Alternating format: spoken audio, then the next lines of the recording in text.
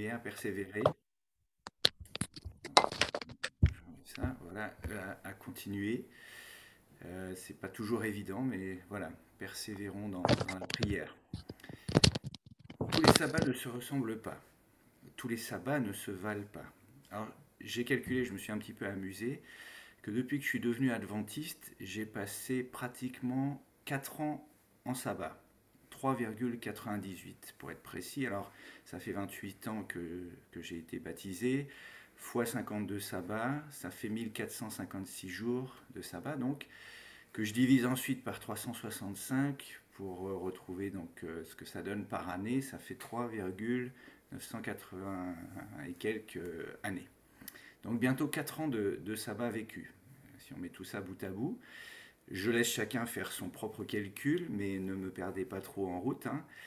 Et parmi ces sabbats, il y en a qui ont probablement été ennuyants, particulièrement pour ceux qui ont été jeunes et qui sont nés dans l'église, ce qui n'est pas mon cas d'ailleurs. D'autres qui ont été des super sabbats, certains ont été reposants, d'autres non. D'autres ont peut-être été romantiques, si vous me permettez de le dire ainsi, parce que celui ou celle que vous aimiez à l'époque était présent ou présente et que vous n'aviez pas encore osé lui dire cet amour. Et donc vous étiez plus en train de penser à lui ou elle qu'au Seigneur que vous étiez venu louer. D'autres sabbats sont difficiles, d'autres joyeux. Et celui que nous avons vécu hier, en fonction de votre contexte, était fait de paix, de liberté, peut-être d'un côté, et donc potentiellement un bon sabbat, ou de guerre, d'hostilité, impossible à vivre, comme par exemple en Ukraine, au Yémen, parce qu'on parle beaucoup de l'Ukraine, mais il y a d'autres endroits dans le monde où il y a des guerres. Et donc les sabbats ne se ressemblent pas tous, et j'aimerais ce matin que nous puissions revenir à un sabbat qui a eu un goût vraiment particulier, vraiment spécial, le sabbat qui a suivi la mort de Jésus. Et pour cela, on va prendre le chapitre 24 de l'évangile de Luc, et on n'a pas le temps ce matin de lire tout le passage, mais je vais faire ressortir de cette histoire rapportée par Luc donc quelques éléments essentiels. Avant d'aller plus loin, je voudrais rappeler le contexte de ce passage justement. Nous sommes en l'an 29 ou 30 de notre ère, et je rappelle ici que Jésus est né entre guillemets en -4, -5, mais ce n'est pas l'objet de notre partage ce matin, mais donc on est à peu près en 29-30. Jésus vient de vivre 3 années et quelques de ministère, il a enseigné, il a guéri, il a encouragé, il a étonné certains, il a frustré d'autres, il a été vraiment une personne particulière pour ses contemporains. Mais ce ministère, donc, qui n'a laissé personne indifférent, qui a d'un côté donc attiré et de l'autre repoussé, va amener à ce que Jésus ait des ennemis. Et ce sont eux qui vont faire finalement amener à ce qu'il soit mis sur la croix et qu'il soit donc comme un vulgaire brigand mort sur le bois. C'était pourtant lui qui avait été envoyé par Dieu, et il va se retrouver abandonné de tous, il va faire l'objet d'un procès qui a été truqué d'ailleurs, il a été battu, injurié, frappé, humilié, et il se retrouve là, sur ce bois infâme, malédiction et déshonneur tombent alors sur lui, et finalement c'est de notre péché, notre séparation d'avec Dieu, dont il se fait le porteur. Mais la plupart des personnes qui l'entouraient n'ont pas compris cet enjeu. Et Jésus va même, avant de mourir, poser cette question à Dieu son Père, parce qu'il pense qu'il l'a abandonné. Père, pourquoi m'as-tu abandonné?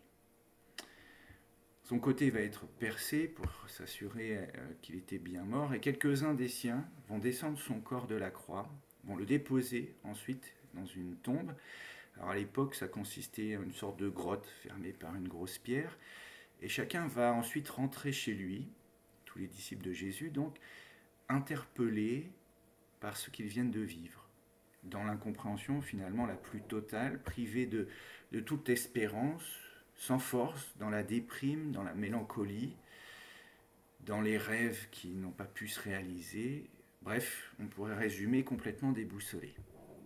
Et puis, le sabbat va commencer, on est vendredi soir, du week-end de Pâques d'ailleurs, Impossible de vivre ce temps de sabbat, comme le diraient nos amis juifs, Kabbalat Shabbat. Impossible d'être dans un état d'esprit d'adoration de Dieu, impossible de fermer l'œil, impossible. Et le seul élément qui se trouve alors dans leur tête et dans leur cœur à nos amis disciples, ce soir-là et ce sabbat-là, c'est « ce n'est pas possible ». D'ailleurs, le lendemain, on peut les imaginer, début donc, du sabbat, avec, malgré tous les efforts qu'ils ont pu mettre en œuvre, dans l'impossibilité d'être dans un état d'esprit positif lorsqu'ils vont se rendre à la synagogue, peut-être même certains n'y sont pas allés, impossible d'adorer Dieu à nouveau parce qu'ils ont trop de questions, trop de tensions, trop de pleurs, trop de tristesse. Peut-être même impossible d'avaler quelque chose parce que le cœur est trop serré, l'estomac aussi. Impossible d'être en interaction, d'être dans la relation avec quelqu'un d'autre. Leur avenir est complètement bouché, les perspectives ne sont que négatives, tout est noir. Et celui qui avait été leur maître, celui qui avait fait des miracles, qui avait enseigné comme personne n'avait enseigné jusque-là, celui qui était capable de faire revenir à la vie des personnes qu'ils avaient vues mortes, on peut penser à Lazare, ce maître avait disparu. Et on peut imaginer le sabbat de misère qu'ils ont été amenés à vivre. Et puis, il y a eu une nouvelle nuit qui a probablement été aussi très difficile, et le dimanche matin, quelques femmes vont se rendre, des disciples de Jésus, vont se rendre au tombeau pour s'occuper de son corps, parce que le vendredi soir, il avait été géré dans la précipitation, et le sabbat devait commencer bientôt, le soleil se couchait, et donc ce matin-là, les femmes vont s'occuper du corps de Jésus, et elles découvrent le tombeau vide. Elles se questionnent, elles ne comprennent pas, et sont probablement encore plus troublées qu'elles ne l'avaient été jusque-là. Une sorte de descente aux enfers. Elles étaient déjà descendues tellement bas, mais elles descendent encore. Et c'est à ce moment que 2 anges vont leur apparaître et leur dire, ce qu'on retrouve au verset 5 à 7 de notre chapitre, donc dans Luc 24, « Pourquoi cherchez-vous parmi les morts celui qui est vivant ? Il n'est point ici, mais il est ressuscité. Souvenez-vous de quelle manière il vous a parlé lorsque vous étiez encore en Galilée, et qu'il vous disait, il faut que le Fils de l'homme soit livré entre les mains des pécheurs, qu'il soit crucifié et qu'il ressuscite le 3e jour. » Luc nous explique ici qu'elles se souviennent alors des paroles de Jésus. C'est qu'il en avait passé du temps à leur annoncer à l'avance ce qui devait lui arriver. Mais elles, comme les autres disciples d'ailleurs, parce qu'elles vont ensuite aller trouver les disciples et leur expliquer ce qu'elles viennent de vivre, n'avaient pas compris ce que Jésus avait tenté de leur dire. Et donc les autres disciples vont eux aussi ne pas croire, et Luc nous explique au verset 11 qu'ils pensent que ce sont des rêves. Bon, on va dire que c'est une façon assez gentille, n'est-ce pas, de dire elles sont un peu folles les petites, il faudrait qu'elles dorment un peu.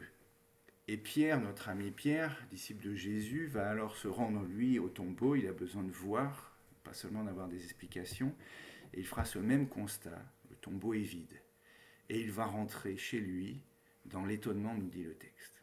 Et donc on arrive au passage qui nous intéresse ce matin à partir du verset 13, pour ceux qui viennent d'arriver peut-être, qui nous ont rejoints dans Luc 24, et nous voyons 2 des disciples de Jésus qui rentrent chez eux, qui se rendent dans un village appelé Emmaüs. Ils doivent à peu près parcourir 12 kilomètres. C'est la seule fois dans toute la Bible, d'ailleurs, ce que les spécialistes appellent un apax, le fait d'avoir un mot qu'on ne trouve qu'une seule fois dans les Écritures.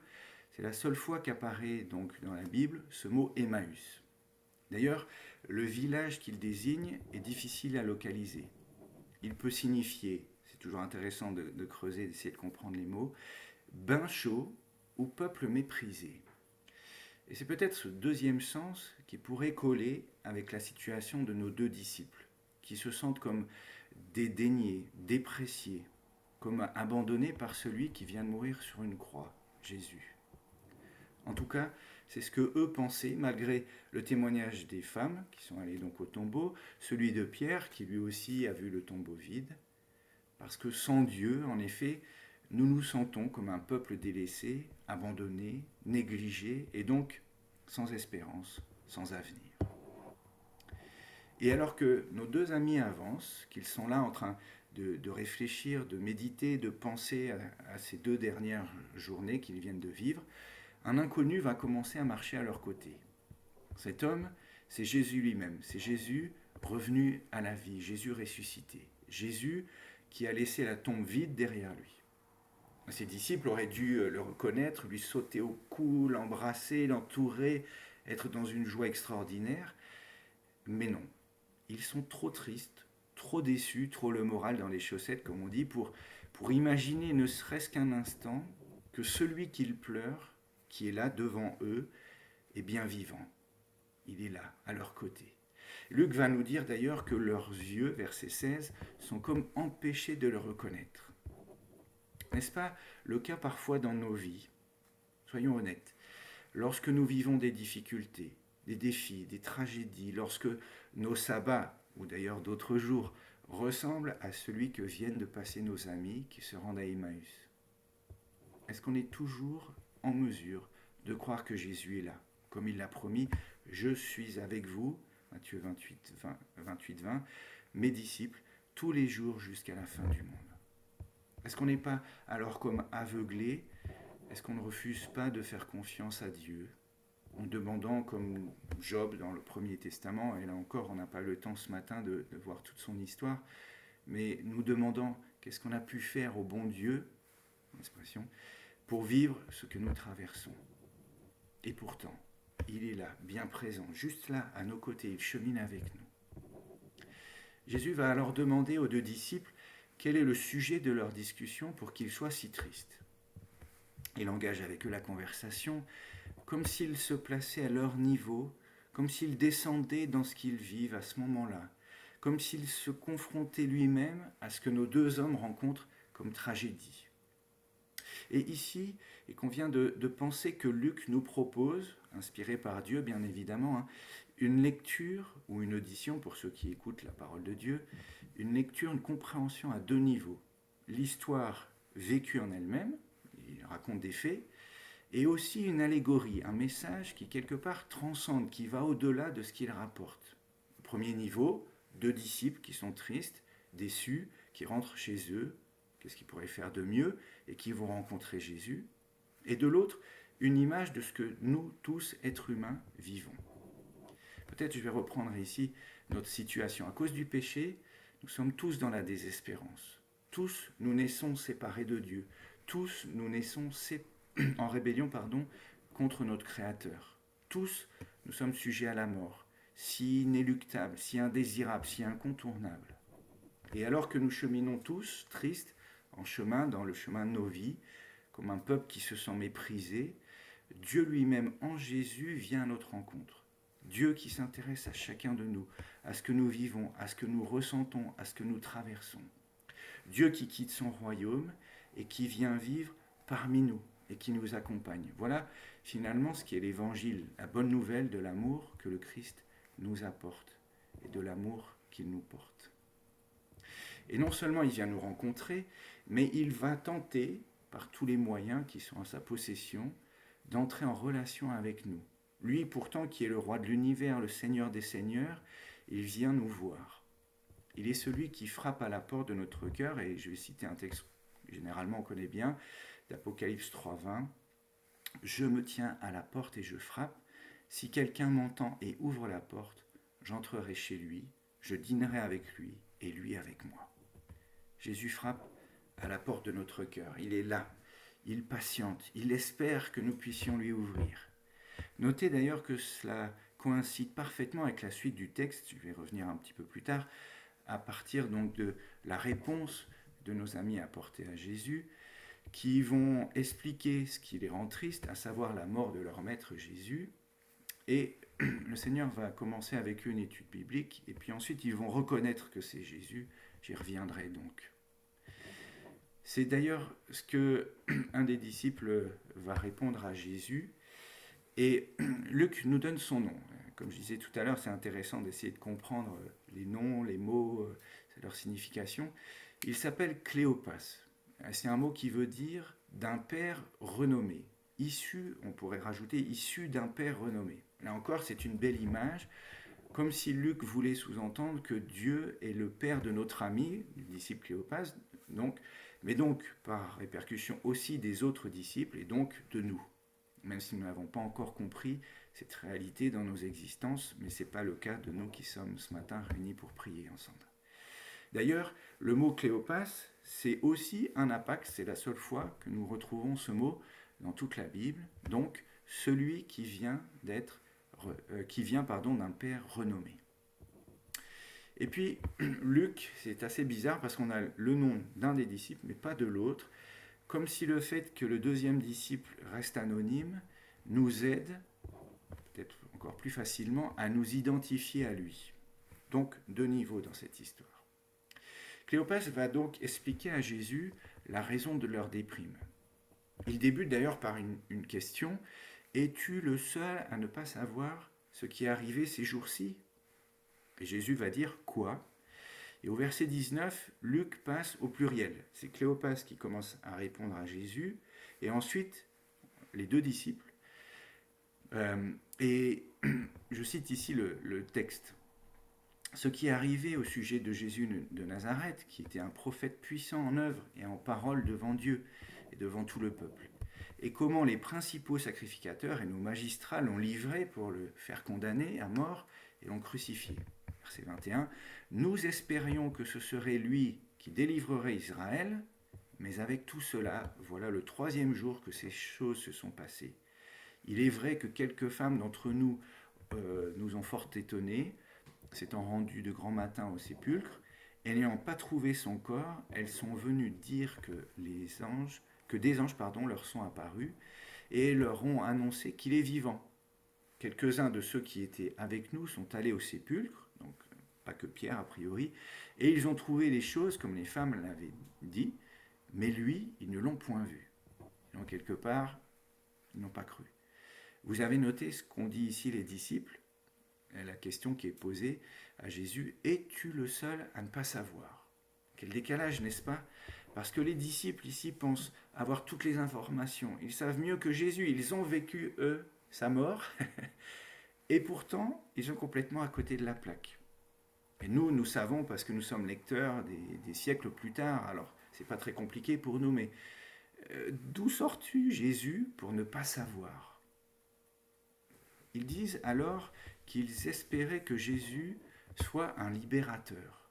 Et effectivement, ils attendaient un Messie qui est comme mission de venir délivrer le peuple d'Israël des Romains, leurs ennemis, de l'Empire romain, et qu'il puisse, ce Messie, rétablir un royaume fait de paix et de justice. Or, Jésus était lui venu s'offrir pour proposer le salut. Et quel décalage! Mais peut-être comme pour nous aujourd'hui. Est-ce que nous, et nos contemporains d'ailleurs, attendons de la religion, mais peut-être de Jésus, un bien-être, une sagesse, une utilité, un bénéfice, alors que Jésus, le Christ, vient proposer le salut et une relation avec lui? Quel décalage! Et là encore, l'allégorie est intéressante de la part de Luc. Est-ce que tu penses tout savoir? Est-ce que je pense tout savoir? Est-ce que tu penses tout comprendre, tout connaître? Et la réponse de Jésus est plus qu'édifiante parce que sous la forme de plusieurs questions, peut-être même on peut y lire un reproche, mais rappelons-nous que quand Jésus fait des reproches, c'est toujours dans l'objectif d'interpeller l'autre, de l'aider, de le faire grandir. Jésus va dire au verset 25, « Ô homme sans intelligence et dont le cœur est lent à croire tout ce qu'ont dit les prophètes, ne fallait-il pas que le Christ souffre ces choses et qu'il entre dans sa gloire ?» Ce que l'apôtre Paul dira d'une autre manière dans 1 Corinthiens 3, 19, mais aussi plus loin dans le texte, « La sagesse de ce monde est folie devant Dieu. » À cause du péché, nous sommes sans sagesse, sans intelligence. Notre cœur est devenu lent à croire, à comprendre. C'est une triste réalité. Je lisais un article l'autre jour qui rapportait les données d'un sondage qui a été réalisé en Allemagne, mais on peut étendre, je pense, ce sondage à différents pays d'Occident. Alors je sais qu'il y a des personnes un peu partout dans le monde francophone, qui peut-être même plus d'ailleurs, qui sont réunies ce matin, mais en Allemagne, selon un sondage récent, donc plus de 70% de la population ne croit plus en Dieu. Et on peut imaginer que c'est le cas aujourd'hui dans beaucoup de pays. Nous avons donc besoin d'humilité, de simplicité pour nous trouver dans la présence de Dieu, celui qui est venu cheminer avec nous. Nous avons besoin d'accepter que nous puissions avoir faux, que nos raisonnements ne sont pas toujours cohérents ou justes, que nous pouvons être dans le tort. Et c'est ce que nous pouvons envisager dans la réalité de la rencontre avec Jésus, qui va nous apprendre, qui va nous donner de grandir. Remarquez, je reviens à l'interpellation du Seigneur à nos amis. Alors qu'ils ont parlé de Jésus de Nazareth, rappelez-vous, voilà, c'était Jésus, un prophète, voilà ce qui lui est arrivé, le Maître, lui, va parler du Christ, c'est-à-dire de celui qui est loin, celui qui a été choisi par Dieu, celui qui est le Messie. Là aussi, il y a encore un décalage. Rappelons ici que l'onction avait deux fonctions qu'on trouve dans la Bible. La première, c'est lorsque Dieu désignait un homme pour qu'il devienne roi d'Israël ou de Juda après la séparation des tribus, des 12 tribus d'Israël en deux royaumes. Donc ici, concernant Jésus, cela veut dire qu'il est le roi que Dieu a désigné pour une mission particulière. Et puis, la deuxième signification de l'onction, c'est quand on utilisait de l'huile, on en appliquait sur une blessure. L'huile a des vertus thérapeutiques. Et donc, Jésus est aussi présenté comme celui qui a comme vocation de nous guérir, de nous soigner, de nous faire vivre en tant que bien portant, à nouveau en pleine possession de nos capacités. Il est le remède finalement au péché et à ses conséquences. Je reviens au verset 27 donc. Commençant par Moïse, c'est ce que nous dit le texte, et par tous les prophètes, Jésus leur expliqua dans toutes les Écritures ce qui le concernait. Comme ces 2 heures de marche ont pu être bénéfiques, ou auraient dû être bénéfiques pour nos amis, enseignés par Jésus lui-même, le plus grand des maîtres, le plus efficace des pédagogues. Et je voudrais ici faire une petite pause, parce que c'est intéressant de creuser justement le vocabulaire qui est utilisé par Luc dans un des domaines du texte. En effet, notre rédacteur fait appel à plusieurs mots pour le terme « parler ». Et pour cela, on va être obligé de faire un peu de grec, désolé, langue dans laquelle le texte a été écrit. Au verset 14, les 2 disciples s'entretenaient, ils parlaient, c'est ce que dit Luc.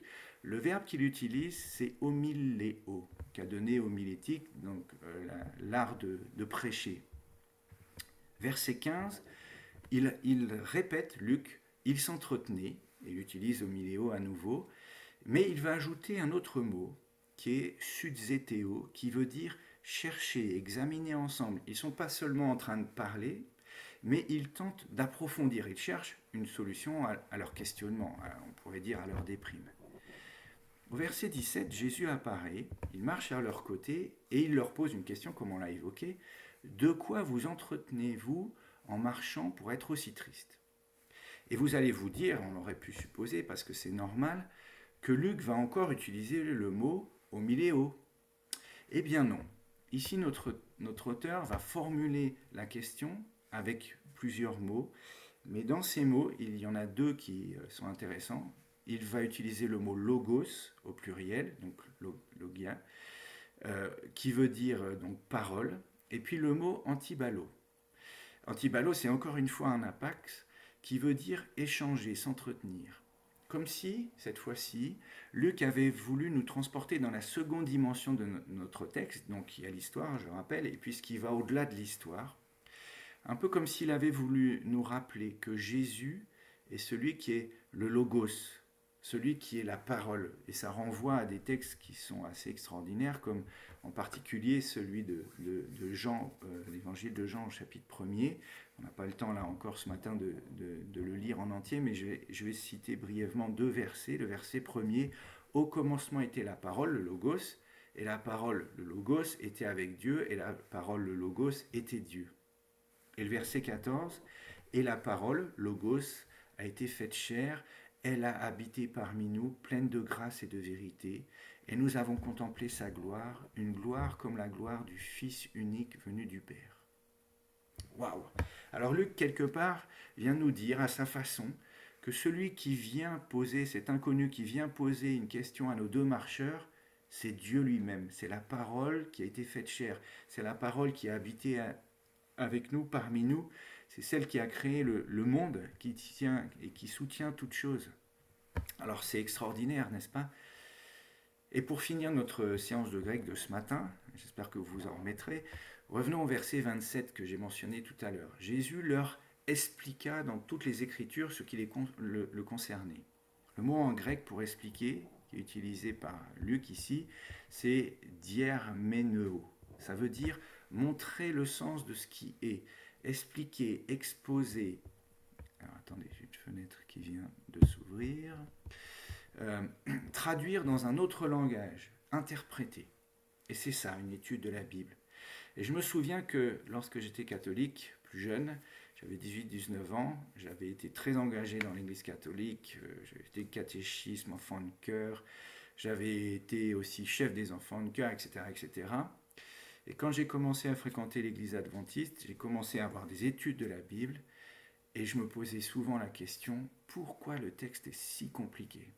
Alors, c'est pas qu'aujourd'hui, des années plus tard, je comprenne tout, même en tant que pasteur, il reste des questions. Mais voilà, une étude de la Bible, expliquer, essayer de faire entrer l'autre dans la pensée de Dieu, dans le texte biblique. Alors, comme je le disais tout à l'heure, ça a été 2 heures de route, 2 heures d'étude avec Jésus lui-même, le maître par excellence a dû être extraordinaire. Et puisque l'histoire rapportée par Luc est une allégorie, on l'a évoqué plusieurs fois, on peut comprendre aussi que c'est notre mission, chers amis, que d'être le Christ à notre niveau, bien entendu, en tout cas comme des instruments entre ses mains, pour le présenter aux autres, à nos contemporains, animé par son esprit, parce que c'est le seul qui peut finalement convaincre les cœurs. Nous sommes appelés à être, comme nos 2 disciples, d'ailleurs à la fin du texte, je vais y revenir, dans le chapitre 24, vont devenir des disciples qui évangélisent, eh bien nous sommes appelés, nous aussi, à porter l'amour du Christ aux autres.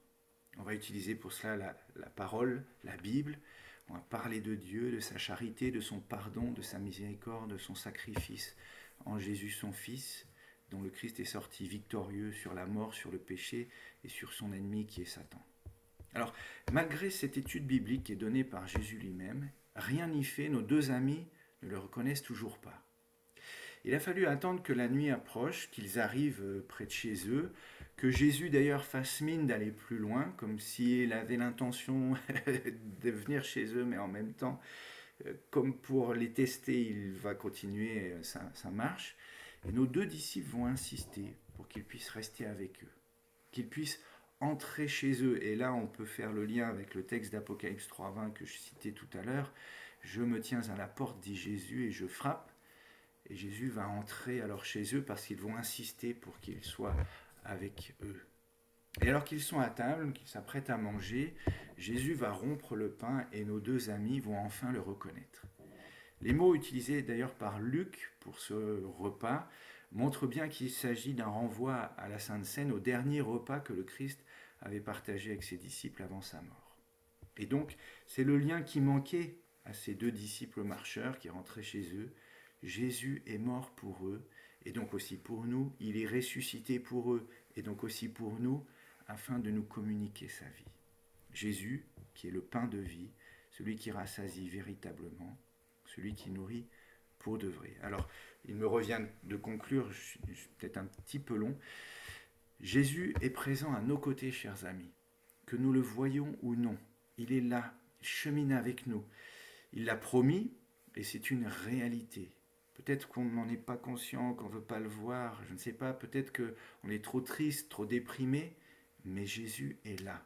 Il n'a qu'une passion, c'est d'être en relation avec nous, d'être en contact avec nous.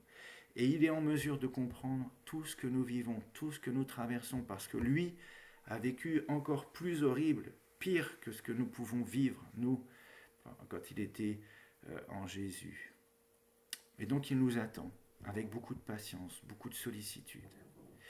Et alors que Jésus peut devenir le grand enseignant des 2 disciples, donc aussi pour nous faire cheminer, pas seulement dans nos vies, mais dans sa parole, alors que nous pouvons l'inviter à entrer chez nous, à entrer dans notre demeure, mais aussi surtout dans notre cœur, et donc à le reconnaître.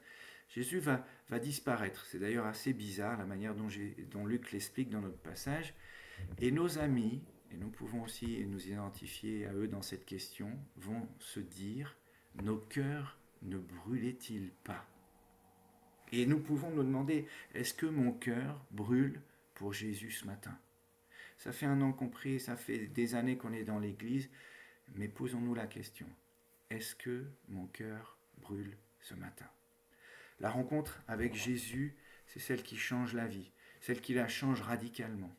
Nos amis vont finalement devenir, comme je l'évoquais, des ambassadeurs du Christ.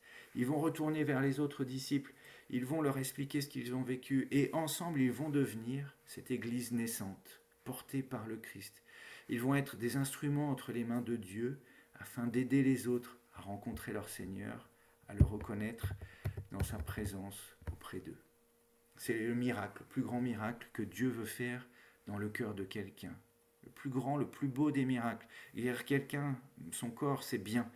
Mais entrer dans la vie de quelqu'un, c'est l'essentiel. Qu'on puisse revenir à lui qui est notre Créateur, à lui qui est notre Rédempteur. Alors, chers amis, que Dieu nous donne d'être comme nos deux amis disciples, des disciples qui sont remplis de l'Esprit. Que nos cœurs puissent brûler comme le cœur de ces hommes, de ces femmes aussi à l'époque, a pu brûler. Et que nous puissions contribuer à des simples instruments entre les mains de Jésus, mais contribuer à l'accomplissement de la mission que le Seigneur a confiée à son Église, être des partenaires dans ses mains, préparer un peuple pour son retour, en attente de justement ce grand événement de la fin des temps et de la résurrection des uns et de la transformation des autres. Qu'il nous bénisse tous en Jésus.